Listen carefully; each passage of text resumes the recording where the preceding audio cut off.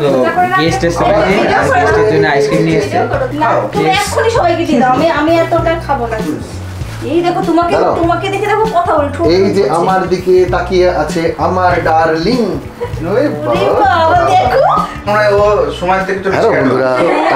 আজকে ঘরে অ্যাকচুয়ালি মানে সব সেলিব্রিটিদের মেলা হয়েছে, তাদের মাঝখানে চলে এসেছে। আরে এই যে সেলিব্রিটি, না যে ক্যামেরা ধরে আছে সেও কিন্তু সেলিব্রিটি, 40K এর উপরে সাবস্ক্রাইবার। তো আমাদের মধ্যে সবথেকে হায়ার প্রায়োরিটি সেলিব্রিটি হলো এই যে আমাদের সোনা। আর ওই যে বসে আছে সুপারি, আর এই যে সুপারির সাথে বসে আছে পান, আর এ হলো এই সুপারি আর পুরীর জাম, তাই না? টাটা গাইস, বেরোচ্ছি আমি। Tata tata. তার মানে আমাদের চক্করের উপরে মাথা খারাপ হয়ে গেছে। না, এখানে আমি শুধু অডিয়েন্স ছিলাম, যে দুজন কাপল, তাদের মধ্যে যত সংসারী ডিসকাশন চলছে, আর তার মাঝখানে আমি শুধু অডিয়েন্স হয়ে।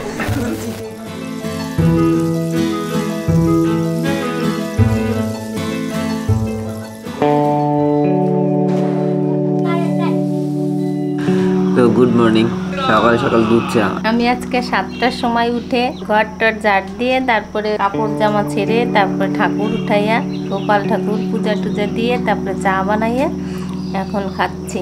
আজকে আমার বাবা আবার কলকাতা যাবে, তো সকালে সকালে রান্না বাড়ি। তো দাদু বাড়ি অ্যাকচুয়ালি দমদমে, আর দমদম থেকে দাদু কয়েকদিনের জন্য এসেছিলো বাড়িতে। আজকে চলে যাবে কারণ কালকে ওখানে ভোট রয়েছে, ভোট দিয়ে তারপরে আবার ফুল আসবে।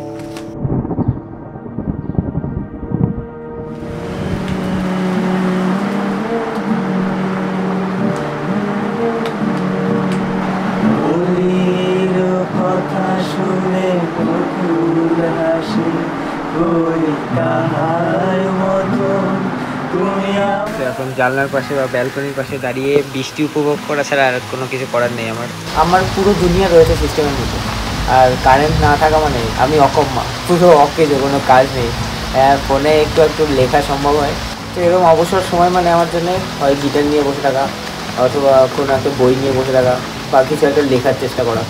আর I love to watch movie. আমি অনেক ভিডিওতে মেনশন করেছি এটা, যে আমি সিনেমা পোকা, পুরো সিনেমা পাগল বলতে পারো আমাকে। আর এই সিনেমা পাগলের জন্যই আমি ফিল্ম মেকিং স্টার্ট করেছিলাম, ফিল্ম মেকিং নিয়ে রিসার্চ করা, সেটা প্র্যাকটিস করা। আর অবশ্যই আমার দেখার জন্য ভালো সিনেমা হতে হবে, যেটা দেখার পর আমার মনে হবে যে আমি 2 ঘন্টা বা 2.5 ঘন্টা যে টাইমটা সিনেমার পেছনে দিলাম সেটা আমার জন্যে ওয়ার্থ ইট।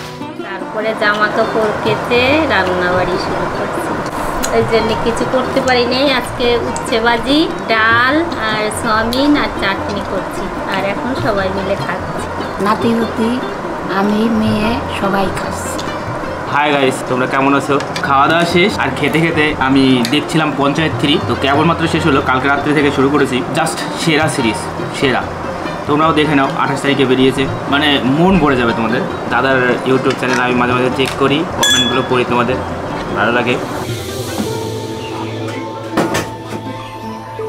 এখন বাজে 12টা 28, আর জাস্ট সেই বৃষ্টির পর থেকে এখন অবধি ভোল্টেজ ছিল না কারেন্ট তো ছিল কিন্তু ভোল্টেজ ছিল না। ভোল্টেজ না থাকা মানে শুধুমাত্র ওয়াইফাই মেশিনটাই চলে, আর বাকি কোনো মেশিন চলবে না। আর আমার এটা তো হাই পাওয়ারের মেশিন, এটা চালাতে গেলে মিনিমাম আমাকে 750+ ওয়াট লাগবে। ফাইনালি এখন একটু ভোল্টেজ আসলো, আমি রিস্ক নিচ্ছি চালানোর। যাই হোক, কাজ তো করতে হবে, কারণ আমাকে ভিডিও আপলোড করতে হবে কালকে।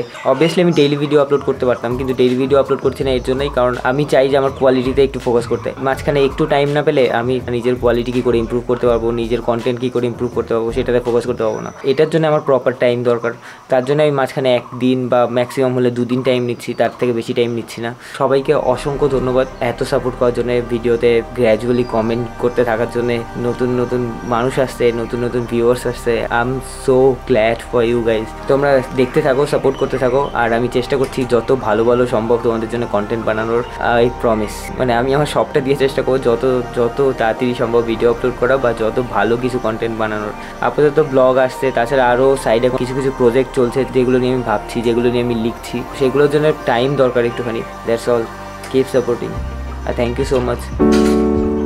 তো আকাশ দাস আসলো, মানে আমাদের দুজনেরই একই অবস্থা। Same অবস্থা। কারেন্টের প্রবলেম হওয়া মানে ওরও সেম প্রবলেম, কারণ দুজনই এডিট নিয়ে থাকি আর এই ভিডিও নিয়ে থাকি, তো ওরও সেম প্রবলেম আমারও সেম আমিও প্রবলেম। সকাল থেকে ল্যাপটপ অন করতে পারছি না, তো আমাদের কাছে আসলাম, দেখি কি অবস্থা, তার মানে দেখি সিস্টেমের সামনে বসে রয়েছে। আমি সিস্টেমটা জাস্ট অন করলাম, অন করার পর দেখছি পুরো ভোল্টেজ যেটুকু 100-র উপরে ভোল্টেজ থাকছে সেটাও ডাউন হয়ে 80-তে চলে যাচ্ছে। তো অ্যাকচুয়ালি আমরা দুজন এত একসঙ্গে থাকি কারণ আমার একদম বাড়ির সঙ্গে মেশানো, এটা আমার বাড়ি আর এটা আকাশদের বাড়ি, মানে আমরা একদম একই বাড়ির লোক।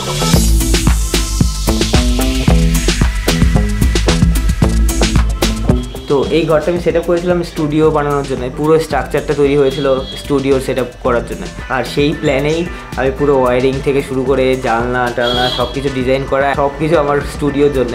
আর এটা একটা পিসফুল জায়গা, মানে আমার বাড়ির ছাদে একটা মাত্র রুম, সেটা হলো এই ঘরটা। তারপরে এখানে অর্ধেক কাজ করেই আমি চলে গেলাম কলকাতায়, তো তারপরে আর এটাকে আর ফোকাস করা হয়নি। এখন অন্তত একটা পার্সোনাল স্পেস দরকার, কারণ তুমি যখন কোনো ক্রিয়েটিভ প্রসেসের মধ্যে থাকো তখন তোমার মাথার মধ্যে সবসময় একটার পর একটা ভাবনা চিন্তা আসতে থাকে, হয়তো কোনো নতুন স্টোরি বা নতুন কোনো প্লট, নতুন কোনো স্ক্রিপ্ট, কিছু না কিছু আসতেই থাকে। কারণ আমি ম্যাক্সিমাম টাইম ভাবনার উপরেই থাকি, আমি একজন ওভার থিঙ্কার, সবসময় আমার মাথার মধ্যে কিছু না কিছু চলতেই থাকে। তো যারা ক্রিয়েটিভ প্রফেশনের মধ্যে থাকে তাদের জন্য এটা খুব প্যাথেটিক, নিজের একটা পার্সোনাল স্পেস না থাকা। তুমি যখন কোনো একটা ওয়ার্ক স্টেশনে বা কোনো একটা অফিসের আন্ডারে কাজ করো, তোমার বাড়ি থেকে সেটা পুরো ডিফারেন্ট হয়। সেখানে যাওয়া মানে তুমি পুরো ফ্যামিলির চিন্তাভাবনা কাট, তোমার বাড়ির চিন্তাভাবনা কাট করে সেই অফিসে গিয়ে শিফট করছো, শুধুমাত্র কাজ কাজ কাজ আর কাজের ভাবনা চিন্তা চলে।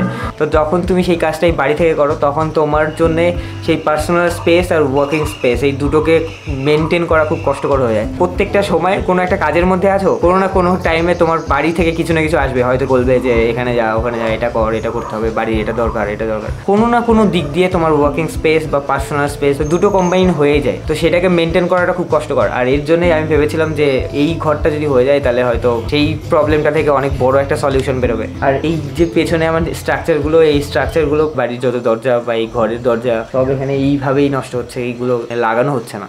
যাই হোক, ভেবেছি যখন সেই প্ল্যান যখন করা হয়েছে আর সেই প্ল্যানে তৈরি যখন হয়েছে, তো ওয়ার্ক স্টেশন হবেই।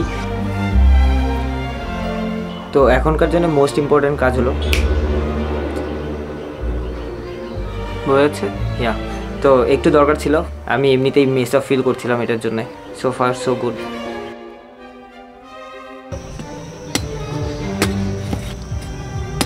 এবছরের প্রথমবার? হ্যাঁ প্রথম। আর এটা সব থেকে মজার জিনিস হলো এটা এখনো সফট আছে, এটা শক্ত হয়ে গেলে খাওয়া যায় না, আর শক্ত অনেক বেশি খেলে পেটেও ব্যথা হয়। এটা 3 নাম্বার, এটা আমারই ছিল তো।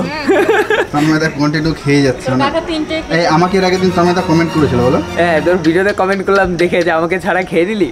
আমি তো খাই না, তাই আমার এদিকে কাটছে কি পারছে আমার কোনো ইন্টারেস্ট নেই।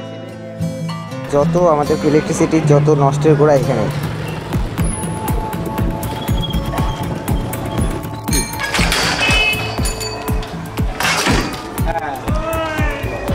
Thank you thank you.